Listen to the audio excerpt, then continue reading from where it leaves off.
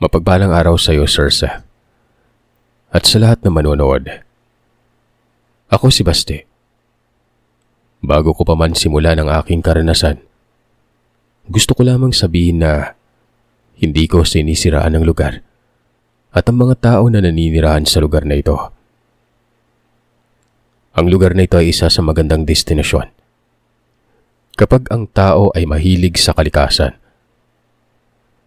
ang pangyayari na isasalaysay ko sa kwento ay nangyari ilang dekada nang nakalipas. Bago pa man nagawa ang maganda at sementadong kalsada na nagkokonekta sa mga barangay sa bundok ng Agsirab sa Dumaro, Capiz. At isa sa mga barangay sa lugar ang tinitirahan ng aking tiyahin noon. Tatawagin na lamang natin sa pangalang Tia Emilia at ang asawa nitong si Tio Maning na siyang nagsasalaysay ng mga pangyari sa lugar. Bago ko ikwento sa inyo ang sarili kong karanasan, hayaan niyo muna na ikwento ko ang mga pangyari noong panahon ng dekada 90. Wala pang magandang kalsada ang lugar ng mga panahon na ito, pero may umaakit na sasakyan minsan. Minsan maliit na truck o di kaya ay jeep ang nagbabiyahe paakyat sa lugar. Ito ang naging sasakyan ng mga tao paakyat at pababa ng bundok. Karga ang kanilang mga produkto. Hindi madali ang pagbaba at pag-akyat sa lugar. Maputik at mataas ang bangin. Konting pagkakamali lamang ng pagmaneho ay siguradong sa baba ng bundok pupulutin ang sasakyan na yon. Kung swerte, uuwi kang buhay. Pero kung hindi naman, uuwi ka talagang wala ng buhay. Isang aksidente sa lugar ang nangyari na talagang nagpayanig at nagpabago sa sitwasyon ng lugar na yon.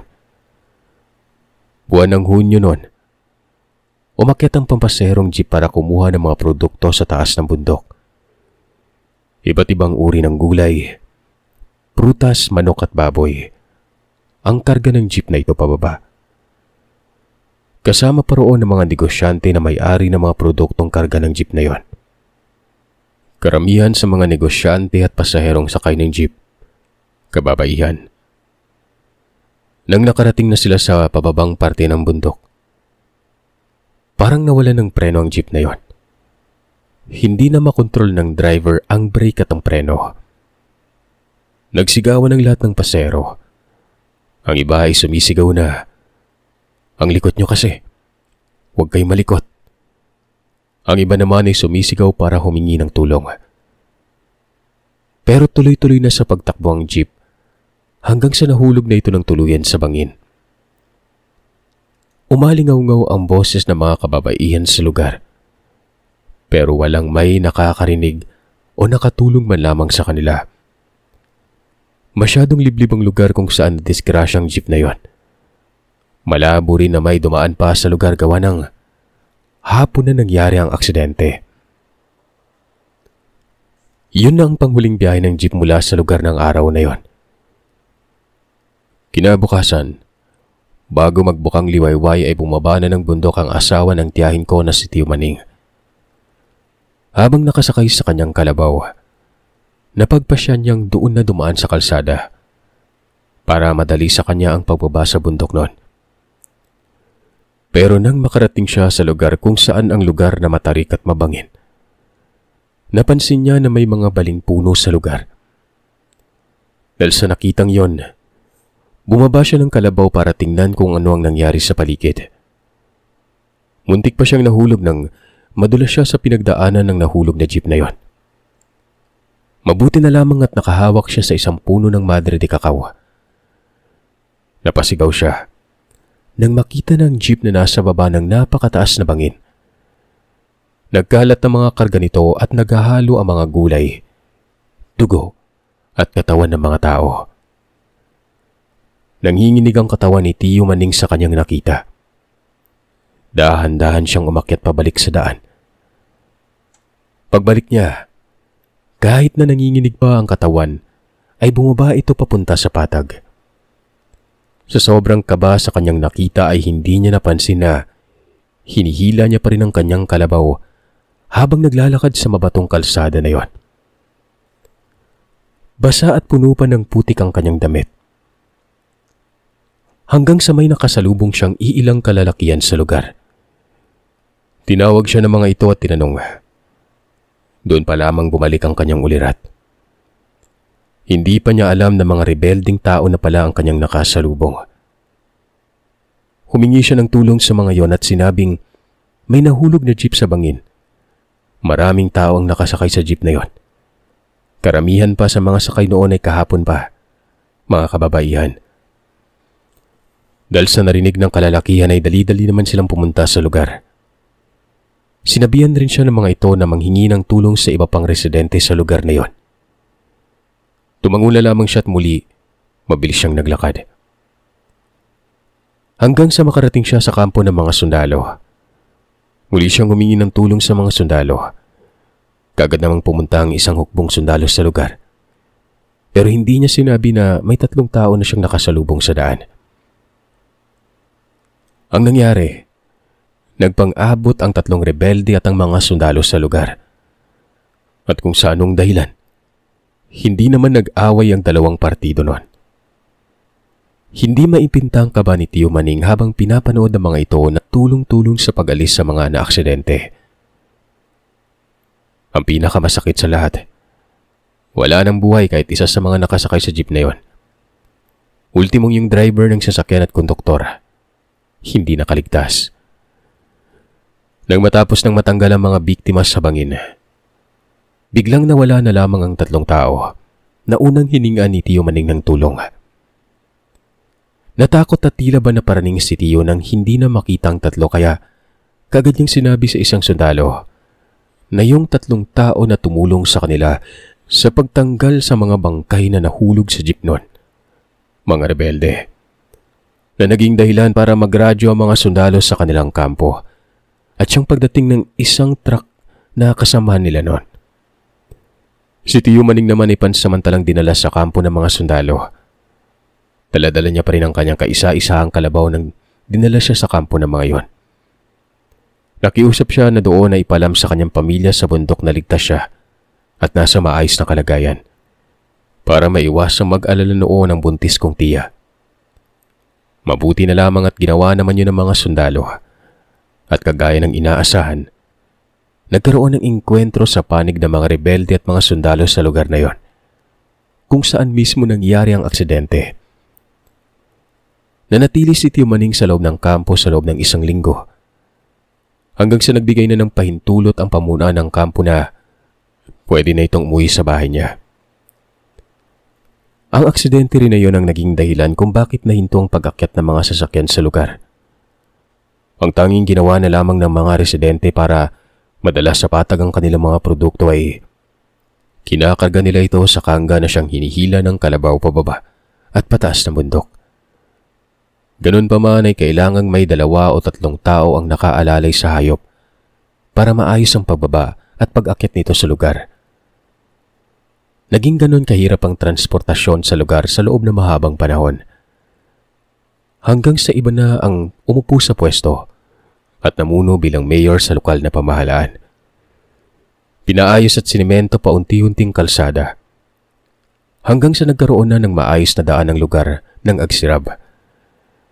Naging destinasyon ng mga lokal na turistang lugar dahil napakaganda nitong tanawin at nakakawala ng problema na ganda ng tanawin na yon. Yun nga lang, itong paikot-ikot na daan na napakaganda at yung mga maganda din mga tanawin na nakaka-relax nun. Sa umaga mo lang mararanasan. Dahil kasabay ng pagdilim nun, ay may kaakibat itong kababalaghan na nangyayari. Ilang insidente na ang nangyari sa lugar na yon. Ayon sa mga nakaranas na dumaan sa lugar at nakaligtas sa mga aksidente, iba't iba ang kanilang naranasan. Merong pababa sila sa matarik na kalsada ng biglang may bumubusina na sasakyan at napakabilis ang pagbulusok nito pababa. Dahilan para biglang magpreno ang nagmamaneho at maaksidente na lamang. Meron din isang motorsiklo na habal-habal ang nagbiyahe paakyat sa bundok na yon. Hindi pa naman kalaliman ng gabi nang pauwi na ang nagbabiyahe ng habal-habal sa bayan. Pero pagdating niya sa matarik na bahagi ng kalsada, may biglang lumitaw sa harapan niya na babae na nakasuot ng puting damit at may sabog-sabog na buhok. Sa takot ng driver na yon ay bigla niyang kinabig ang manibela ng motor niya pabalik sa baba. Nakalimutan niyang nasa matarik siya na bahagi ng kalsada, kaya lumampas siya sa gutter nun. Nahulog sa bangin kasama ang kanyang motor. Sa bangin, kung saan nahulog ang noon ay naaksidenteng jeep. Maging mga pribadong sasakyan na nagagawi sa lugar ay hindi nakakaligtas sa mga nakakakilabot na pangyayari sa lugar na yon. At ito pa, hindi lamang ang mga kaluluwang hindi matahimik ang naengkwentro ng mga tao sa lugar. Nakaengkwentro din sila ng nilalang na kilala sa tinatawag na aswang. Panahon ng pandemic, dahil hindi makagala mga tao sa syudad at sa lugar na matao, kaya't dinadayo ng mga tao ang napakagandang tanawin sa lugar na yon. Niyaya ako ng mga kaibigan ko pero hindi ako nakasama sa kanila. Abala ako sa pag-aasikaso sa noon ay maliit naming kainan sa bayan. Sinabi ko sa kanila na sa susunod na lamang ako sasama. At dahil kailangan kong gumising na maaga para magluto sa karinderya, ay doon na rin kami natutulog kasama si nanay at ang aking pamangkin. Magmamadaling araw pa lamang, tinatadtad na ako ng tawag ng isa kong kaibigan. Nang sagutin ko ang tawag nito, sinabi nitong nadisgrasya sila sa Agrisab at sa karinderya muna sila makikitulog dahil hindi na nila kaya pang magbiyahe pa uwi sa lugar nila na noon ay mahigit kalahating oras pa ang layo mula sa bayan. Tama lang yung nakalabas ako sa karinderya at dumating na sila. May mga gasgas pa ang paa at braso ng mga loko. Buti na lamang at kasama rin nila ang dalawa naming kaibigan na nakasakay rin sa kabilang motor. Kaya may tumulong sa kanila. Tinawanan ko pa sila na baka mga lasing sila nun. Pero hindi naman umano sila nakainom. Ayon sa kanila, aakyat na sana sila sa mataas na bahagi ng lugar para ma-videoan ang lugar sa gabi. Pero bigla umanong may sumalakay sa kanila na hindi nila maintindihan na kung ano. Akala umano nila nung una ay tela lang na kulay itim. Pero nagulat sila nang bigla itong sumugod at balak na tangayin ang isa sa kasama nila paitaas. Mabuti na lamang at hindi sila nakarating sa matarik na bahagi ng kalsada, kaya hindi sila gaanong nasugatan nang madisgrasya sila nun. Tumagal sila bago nakabalik. Nanatili kasi muna sila sa sentro para magamot ang sugat nila at makapagpahinga na rin. Halos hindi naman ako makapaniwala sa sinabi nito pero kahit kailan, hindi pa naman nagsisinungaling ang mga kaibigan ko na yon. Kaya't alam ko rin sa sarili ko na nagsasabi sila ng totoo. Ganun pa man, skeptical talaga ako pagdating sa mga usaping aswang. Hindi ako naniniwala na totoo ang mga ito. Ultimong ang mga multo, hindi. Hanggang sa namatay ang tiyahin ni nanay sa Putian. Bahagi yun ng bayan ng Kwartero. Nagkayayaan sila nanay at ng iba pa naming kamag-anak. Pupunta sila sa burol sa lugar ng kanyang pinsan na nakatira rin sa Putian nun. Isang barangay sa bulubunduking lugar ng Kwartero. At ang daan papunta sa lugar nila ay ang kalsada ng Agsirab. Kinausap ako ni nanay na sumama sa kanila dahil wala siyang masakyan. Hindi siya marunong mag-drive ng motor kaya ako ang niyaya niyang samahan siya para may mag-drive doon. Dahil nakiryoso ako sa lugar kaya pumayag na rin ako na samahan siya. Napagkasunduan nila na araw ng Sabado kami aalis. Mabilis na lumipas ang oras at mga araw hanggang sa naging Sabado na. 9:00 ng umaga kami umalis nun. At kulang-kulang 2 oras ang tatakboy ng motor mula sa lugar namin papunta sa Putian. Umalis kami alas 7 ng umaga at nang makarating kami sa lugar ng Agsirab ay namangha ako sa ganda ng tanawin. Huminto kami saglit at kumuha ng litrato sa lugar. Nagulat kami nang sa aming lahat na nagpakuha ng litrato, ang pinsan ko na si Gabriel ay putol ang ulo. Hindi naman ito matangkad para hindi maisama ang kanyang ulo nun. Yung pagkaputol ng ulo niya, Sir Seth, tamang-tama sa gitna ng leeg niya. Kaya nakakatakot kong pagmasdan yon. Halos lahat kami ay natakot na makita namin ang litrato na yon, kaya't dali-dali ko yung binura. Sinabihan pa ni nanay ang anak ng pinsan niya na umuwi na lamang dahil may pamain nga sila na kapag nakuhanan ka ng litrato at wala kang ulo, ibig sabihin ay pwede kang mamatay. Ayaw namang umuwi ng anak ng kanyang pinsan. Ayon sa kanya, hindi siya naniniwala sa pamahiin at hindi na siya bata pa para maniwala sa mga sabi-sabing yon. Kaya wala namang nagawa na si nanay kundi ang hayaan na lamang ito. Hinamon pa ako nito na muli siyang kunan ng litrato. Kabado man pero ginawa ko ang kuhanan siya ng ilang beses noon. Maayos naman na. Kompleto naman ang nakuha ko. May ulo, may anino pa nga na tila dumoble ang katawan niya. Pero hindi ko na lamang yun pinansin pa. Hinayaan ko na lamang ito. Muli kaming nagpatuloy sa pagbiyahe. Hanggang sa narating na namin ang lugar ng pinsan ni nanay. Maganda ang lugar nila. Mahangin, mapuno, maraming halaman at napaka-presko ng hangin. Nasa mataas din yun na bahagi ng bundok, pero walang linya ng internet. Kahit linya ng telepono, yung cell site ba ay wala sa lugar. Napakahirap kumalap ng signal kahit pa nasa taas yun na bahagi ng bundok.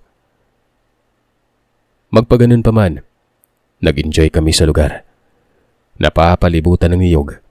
May mais, may iba't ibang prutas, lalo na ang bayabas at kasoy na bihira ko na lamang matikman nun. Marami yun sa lugar, lalo na at kumatay pa si Tito ng 4 na pirasong manok na Bisaya.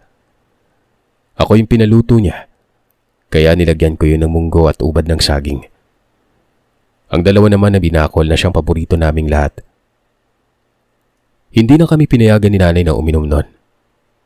Hindi mahirap ang daan dahil sementado na pero matarik pa rin at alam ng lahat na mariit ang lugar na aming daraanan mamaya. Kaya para iwas disgrasya, iwas inom na lamang muna. Kaya ayon, yung isda na sana ay pulutan ay naging ulam na lamang. Masaya kami nagkikwentuhan habang kumakain. Gumala pa kami sa bundok at nanguha ng mangga. Usong-uso mangga nang pumunta kami doon. At dahil maraming tanim si Tito kaya marami din kaming nakuha. Pati kasoy at bayabas, may kasamang pampinya at saging. Nanatili kami doon at nakatingin lamang sa mga nagsusugal kaya inabutan kami ng madaling araw. At dahil maliit lamang ang bahay ng pinsan ni nanay, kaya't naisipan naming umuwi nun. Pero hindi pa rin nila nakalimutan ang mga halaman na kinokolekta ng mga marites kong kamag-anak. Kasama na si nanay. Alas 2:30 na yun na madaling araw. Nagsuwestiyon pa ako na doon na lamang kami manatili at hintay namin ang bukang liwayway bago umuwi. Pero hindi pumayag ang isa kong tiyahin na may asawang Maoy nun. Maoy ang tawag sa lugar namin sa taong naging matapang at nagwawala tuwing lasing. Takot siya na baka magmaoy ang kanyang asawa at madamay pang kanyang anak at madugang na nakatira sa kanila. Buntis pa naman yung pinsan ko na yun kaya wala na kaming magawa kundi ang umuwi na. Sinabi na lamang namin na magdahan-dahan na lamang kami sa daan. Pagdating namin sa matarik na kalsada ng Agsirab, nagsimula nang magsitayuan ang balahibo ko sa batok. Pilit kong inaalis sa isipan ko ang isipin na may kababalagang nangyari sa lugar na yon. Pero nang makarating kami sa gitna ng pababang kalsada, bigla kaming may narinig na nagsisigawan at karamihan sa boses na aming narinig ay boses ng kababaihan. Kahit pa nakasuot ako ng helmet, ay klarong-klaro kong narinig ang mga sigawan na, "Ang likot nyo kasi! Huwag kayong malikot. Manalangin kayo. Manalangin tayo. Umaalingaw-ngaw na boses ng kababaihan ang narinig ko. At dahil sa narinig ko ay bumusina ako ng walang hintunon. Hindi ko tinigilan ang pagbubusina ko na sinundan naman ng mga kasamahan kong nasa unahan namin at ng mga nasa ulihan. Hindi kami huminto sa pagbubusina hanggang sa nakarating na kami sa baba at sa patag na bahagi na ng kalsada. Nang makarating kami, huminto kami saglit para huminga nun. Unang beses kong naranasan ng makarinig ng ganon ka nakakakilabot na boses. Di hamak ang kaba na naramdaman ko. Ang buong akala ko kung madidisgrasya na kami. Kaya laking ginhawa namin na nakauwi kami ng ligtas ng gabing yon. Hanggang sa dumating na ang araw na inilibing na ang tiyahin ni nanay kaya muli kaming bumalik sa lugar. Pero hindi na kami nagtagal pa. Pagkatapos ng libing at ng tanghalian ay dali-dali na kaming umuwi para makaiwas na sa mga bagay na hindi kayang ipaliwanag ng kung anuman. Lumipas ang ilang linggo. Tila ba na wala na lamang sa isipan namin ang nangyari nung nakaraan. Lingid sa kaalaman namin, bumalik ang pinsan ko na si Gabriel sa Agsirab kasama ang kanyang mga kaibigan. At nangyari ang bagay na hindi namin inaasahan noon. Nadisgrasya ito kasama ang mga kaibigan niya. At sa kanilang tatlo, siya lang ang hindi nakaligtas. Hindi yun nagpaalam kaya hindi namin malaman kung ano ang aming gagawin dun sa balita na yon. Awang-awa kami sa tiyahin ko na walang alam na umalis pala ito kasama ang mga kaibigan niya. Simula noon, hindi na kami nagtatagal pa sa lugar. At sa tuwing pupunta kami sa bahay ng pinsan ni nanay, hindi na kami nagpapagabi pa. Umuuwi kami habang mataas ang araw. Ang maipapayo ko lamang sa nagbabiyahe, siguraduhin natin na palagi tayong may presence of mind kapag nagbabiyahe tayo. At kapag nararamdaman natin na hindi na maganda ang aura ng lugar na ating dadaanan, huwag kalimutang magbusina ng magbusina. Makakatulong ito para layuan tayo ng mga nilalang na hindi normal na namumuhay kagaya natin na mga tao.